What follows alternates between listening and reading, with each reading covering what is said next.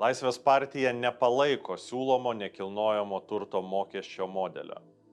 Sistema, kuri egzistuoja dabar ir kur yra pakankamai paprasta ir aiški, keistų naujas mokestis, kuris nebūtų nei aiškus, nei paprastas, nei tuo labiau visuotinis nekilnojamo turto mokestis.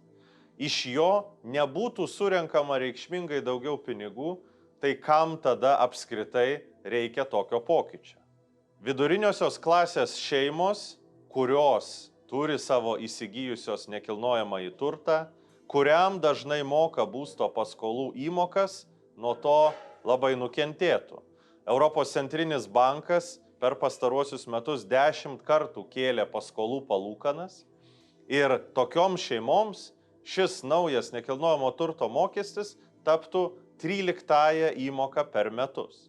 Šiuo metu nekilnojamo turto mokestį moka apie 30 000 turtingų Lietuvos asmenų, kurie gali tą sau leisti padaryti. Mokesčio pakeitimai reikštų, kad tie 30 000 Lietuvos žmonių, kurie gali susimokėti nekilnojamo turto mokestį, mokėtų mažiau, o daugiau mokėtų likę 400 000 žmonių Lietuvos vidurinioji klasė.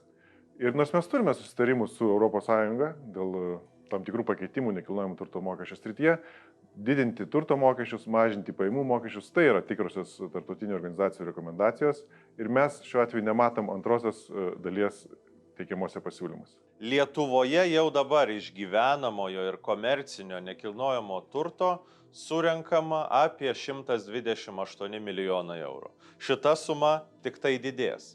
Aš taip pat pasiūliau, kad būtų apmokestintas religinių bendruomenių turimas komercinis turtas, kuris anksčiau buvo visiškai neapmokestinamas. Laisvės partija palaiko mokestinės reformas. Mes įvedėm neperdirbamo plastiko mokestį. Palaikėm kuro akcizo padidinimus. Padidintas ir kelių mokestis. Tačiau Laisvės partija gina Lietuvos vidurinę klasę. Laisvės partija nepalaiko nekilnojamo turto mokesčio, kuris bus didesnis būtent viduriniai klasiai. Kai kalbame apie viduriniosios klasės šeimas, gyvenamasis būstas nėra jokia prabanga. Dėl to jis turėtų būti neapmokestintas.